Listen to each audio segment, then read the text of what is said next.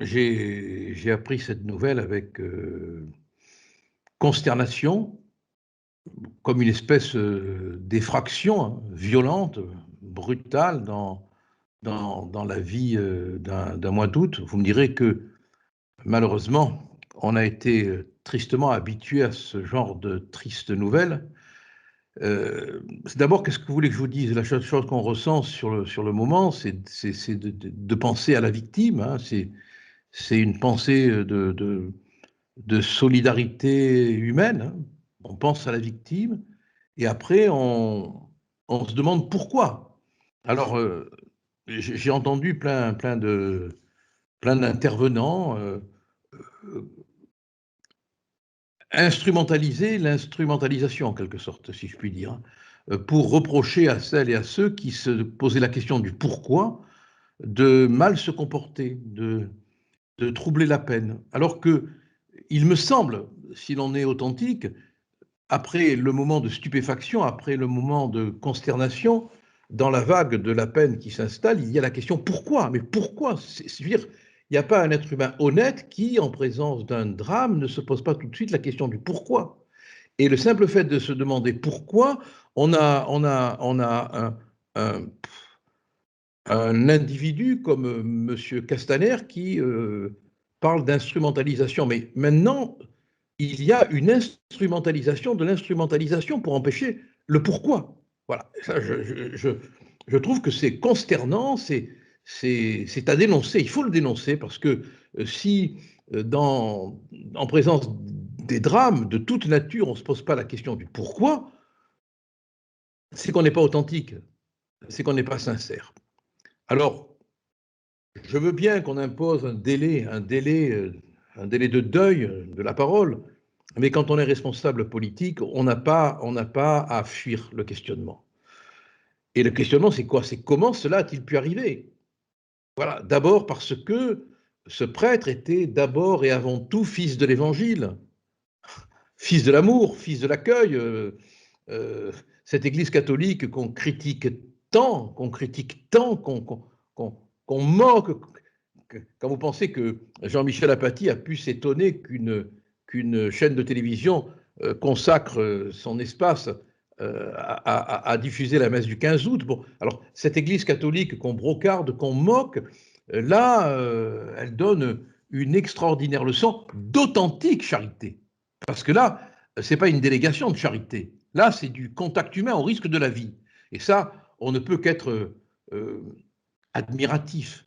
Et en même temps, ce n'est pas parce que des prêtres font la charité qu'ils doivent en mourir.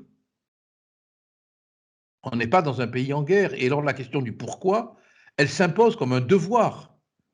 On voit que ce personnage, à mon avis forcément déséquilibré, a fait l'objet de deux décisions de quitter le territoire. Une en 2016 et l'autre en 2017. Elles ont été contestées, ce qui est une technique classique pour gagner du temps, et à la faveur d'un vice de forme peut-être, les décisions ont été cassées. Et puis il y a eu une troisième décision en 2019. Et là encore, semble-t-il, il y aurait eu, j'utilise le conditionnel, des recours qui auraient retardé l'expulsion, jusqu'au moment de l'incendie de la cathédrale. Et puis après, comme il faut le juger, on ne peut pas l'expulser. Mais que M. Darmanin le veuille ou non, ça pose toute la question du fonctionnement judiciaire, du droit des étrangers, du droit relatif à l'expulsion. Là, il y a vraiment, on touche vraiment du doigt une carence de l'État dans le fonctionnement de la justice. On a le devoir de s'y intéresser. On a le devoir, que ça plaise ou pas. Et ça, c'est toute l'importance du questionnement, du pourquoi. Si un homme politique, au sens noble du terme, ne s'intéresse pas à la question du pourquoi des choses, jamais on y remédie. Jamais. C'est la fameuse devise, la locution latine qui dit res non verba, agit sans parole finalement, si je comprends Oui, bien. oui, c'est ça, absolument, absolument, absolument, absolument. Mais ça va, si vous voulez, ça va encore plus loin parce que, euh, au lieu de dire franchement, hommage, hommage au prêtre, bon, Vous dites, reconnaissez ce comportement magnifique. Bon, le gouvernement instrumentalise l'instrumentalisation, c'est-à-dire que il dit mais un tel critique, un tel critique, c'est normal. Donc je veux dire que il faudrait même plus, on n'a même plus le droit de se poser de questions. Alors, On représente. pardon, pour être plus Allez, précis, vous faites allusion à l'affirmation, à la réponse de Gérald Darmanin au tweet de Marine Le Pen, si je comprends bien. oui, tout à fait, tout à fait. Bon, je l'ai entendu tout à l'heure. Il parle. Alors, il glisse comme ça en fraude des mots dont la portée est significative, démagogie, exploitation. Mais il, de- il devrait avoir l'honnêteté de se poser la question pourquoi c'est arrivé, et l'honnêteté de dire il faut qu'on travaille là-dessus. C'est pas possible que un individu faisant l'objet d'une décision de reconduite en 2016, en 2017, fait échec judiciairement à ses décisions, puis fait l'objet en 2019 d'une nouvelle décision et fait encore échec, c'est que la procédure fonctionne mal. Et je crois que c'est insulter personne, c'est ne faire offense à aucun deuil que de se poser la question. Alors, je rappelle que vous êtes avocat, et de fait, Oui, un peu. Oui. qu'est-ce que vous pensez de ce qu'a dit Gérald Darmanin, c'est-à-dire que Emmanuel Abaïsenga, contrairement à ce que disait Marine Le Pen, ne pouvait pas être expulsé, n'était pas expulsable tant que son contrôle judiciaire n'était pas levé. Qu'est-ce que vous pensez de cette affirmation que Gérald Darmanin Non, a... mais c'est de la rhétorique presque de propagande. C'est vrai que dans le cadre du contrôle judiciaire, on ne pouvait pas l'expulser. Mais peut-être aurait-on pu accélérer la procédure. Je me permets de vous rappeler que qui gifle un président est jugé en 48 heures, je crois, ou 3 jours. On aurait pu donc, dans l'intérêt général, vu la dangerosité du personnage, faire en sorte que la justice se pressât. Il y a plein d'affaires où on pourrait dire, quand ça concerne des politiques d'opposition, que la justice aussi va très vite. Ensuite, ça pose toute la question du droit des recours et du droit des étrangers. Il faut, il faut des recours, bien sûr. Moi, je suis un légaliste, donc je ne suis pas contre les recours, bien au contraire, mais ils doivent être encadrés dans le temps. Il faut les encadrer dans le temps, voilà. Hein, de la même manière qu'une détention trop longue provoque une remise en liberté automatique, eh bien, les jugements relatifs à des questions d'expulsion doivent être faits rapidement, nonobstant les recours, ce qui n'empêche pas le recours d'être fait sérieusement, bien sûr. Alors, pour vous, c'est ce que vous dites sur Twitter, et c'est ce que en substance vous êtes en train de redire ici, il faut expulser les clandestins pyromanes.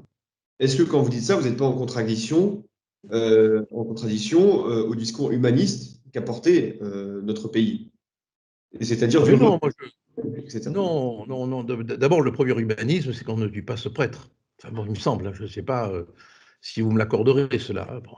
Mais pour moi, je suis désolé, le premier humanisme, c'est qu'on ne tue personne. À commencer, puisque c'est malheureusement le triste événement qui nous réunit, ce prêtre plein de charité et plein d'amour. Voilà, le premier humanisme, il est là. Le deuxième humanisme judiciaire, il est que les recours soient étudiés convenablement, en temps et heure convenables, prioritairement, voilà, prioritairement. Il s'agit d'installer une priorité pour tout ce qui est recours contre des décisions d'expulsion. Sinon, c'est sans fin, vous comprenez, un individu est expulsé, il outrage un policier, il ne part pas. Et puis quand il est jugé pour l'outrage, il recommence le même outrage, il ne part pas. Donc, bon, vous savez, le droit des étrangers, il y a des spécialistes qui le connaissent par cœur et qui en usent et en abusent. Donc il faut, quand on constate que malheureusement un individu dangereux, signalé psychiatriquement, il faut beaucoup de temps pour l'expulser. L'incendie de la cathédrale, c'est en 2020. Bon, on aurait peut-être eu le temps de le juger depuis, en accélérant, bien sûr, hein, en mettant les moyens, mais le budget, là aussi, de la justice est tellement minable que ce n'est pas forcément la faute des magistrats non plus. Hein. Il faut savoir qu'on a un budget, bon, même s'il a été un peu en augmentation pour donner de l'envergure au ministre de la Justice qui n'en a pas trop, il n'est pas suffisant. Voilà. Tout cela. Parce que ce que vous reproche Gérald Darmanin, ce n'est pas de, comment dire, de défendre le prêtre qui est victime, mais c'est de vouloir l'expulsion de quelqu'un qui est atteint de psychiatrie. Et comment est-ce qu'on conjugue à la fois la défense des victimes et à la fois le respect de l'état de droit et finalement des droits de l'homme qui définissent les doctrines de notre nation? Non, mais soyons très clairs et très précis. Monsieur Darmanin essaye de masquer la faillite des procédures en matière d'expulsion. Là, on a 3 décisions. 2 qui ont été invalidées par la juridiction et une qui était en voie de contestation si les informations que nous avons sont bonnes.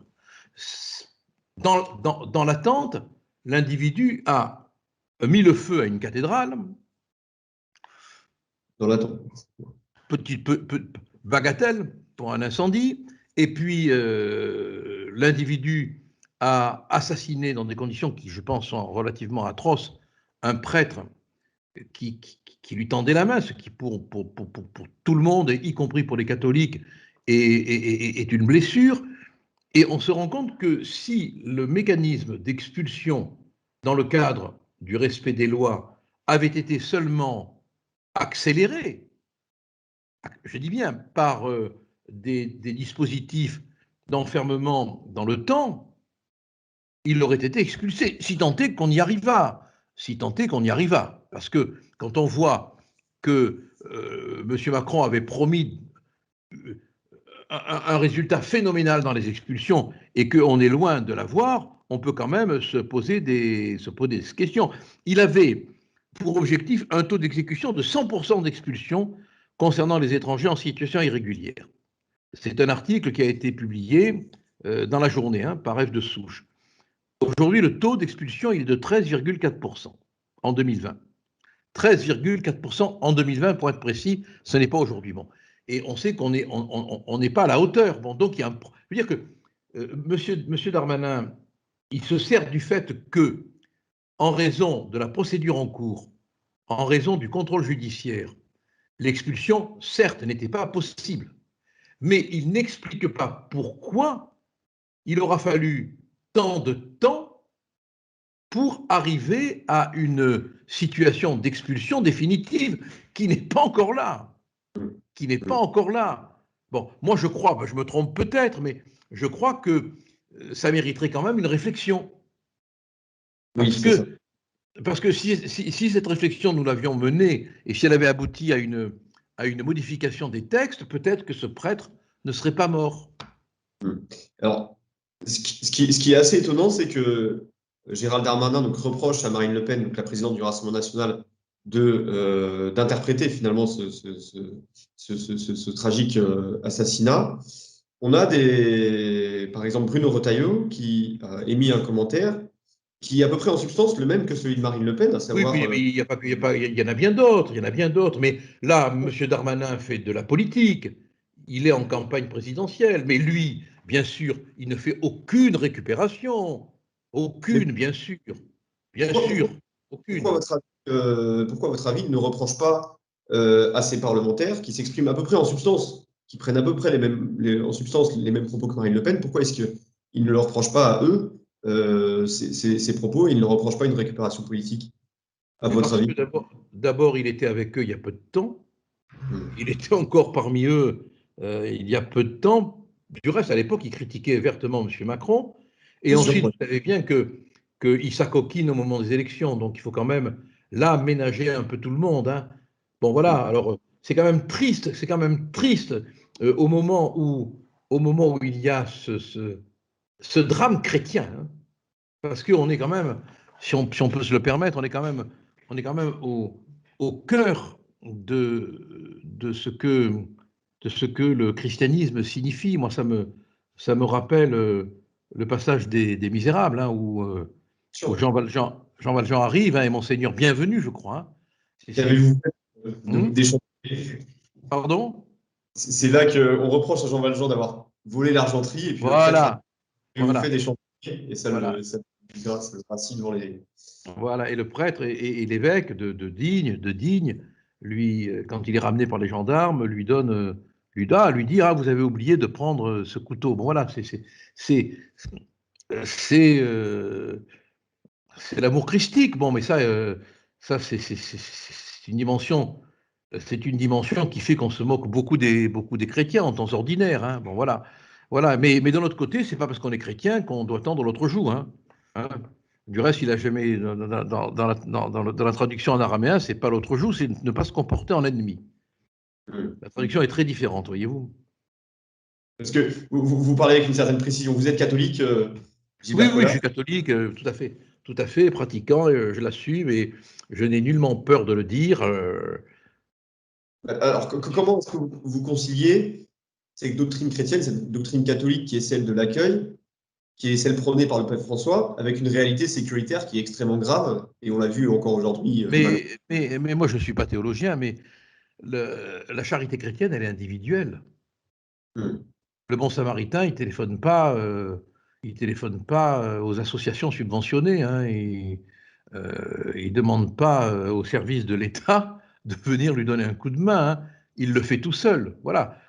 Cette espèce de charité collective est la négation de la charité. C'est comme s'il y avait un impôt sur la charité. Quoi. Voilà, chacun. Ça n'a rien à voir. Moi, je ne conçois pas la charité comme un phénomène collectif. Et puis, il y a toujours, en tout domaine, l'équilibre. Équilibre. Bon. Et donc, s'il y a des impératifs de sécurité, saint Thomas d'Aquin, mon Dieu, si on le relit, le dit, l'écrit, le commente, s'il y a des impératifs de sécurité, il faut en tenir compte. Il faut absolument en tenir compte. D'ailleurs, si la parabole que vous évoquez, si je me souviens bien, le bon samaritain paye l'aubergiste et lui dit, vous revenez me voir si je ne vous ai pas assez payé. Voilà. Voilà, tout à fait. La charité chrétienne est individuelle. Elle ne téléphone pas, je vous dis, aux associations subventionnées. Bon, voilà. Hein. Si on veut venir en aide à, à un migrant en difficulté dont les papiers sont en règle, parce que aider quelqu'un qui n'est pas en règle, c'est quand même pas, ce n'est plus une infraction, mais ce n'est pas très bien. On le fait soi-même, quoi. On n'appelle pas l'État pour qu'il donne de l'argent et pour que peut-être parfois même on puisse en tirer un avantage. Et c'est tout le contraire finalement qu'a fait, si je vous suis, qu'a appliqué le père Maire, c'est-à-dire lui, il a appliqué une charité individuelle, c'est qu'il a Ah ben accueilli. oui, bien sûr, bien sûr, bien sûr, bien sûr. Vous qui êtes catholique, et c'est ma dernière question, vous qui êtes catholique et pratiquant, puisque vous le précisez, ces figures de prêtres, elles vous inspirent de fait est-ce que pour vous c'est un martyr? Ben, quelque part, il a en préscience du danger quand même, parce que l'individu était connu pour avoir incendié la cathédrale, donc ce n'était pas un individu de tout repos. Ensuite, il avait quand même, je crois, eu le souci sauf erreur de ma part, hein, parce que les informations, on les glane ici et là, il a eu le souci d'informer qu'il fallait qu'il se fasse soigner. Bon, donc il avait eu le pressentiment du danger, mais malgré tout, il est allé jusqu'au bout de son devoir de charité, de sa nature de charité. Et là, il y a quelque chose de l'ordre de la mise en danger de soi-même pour l'amour d'autrui.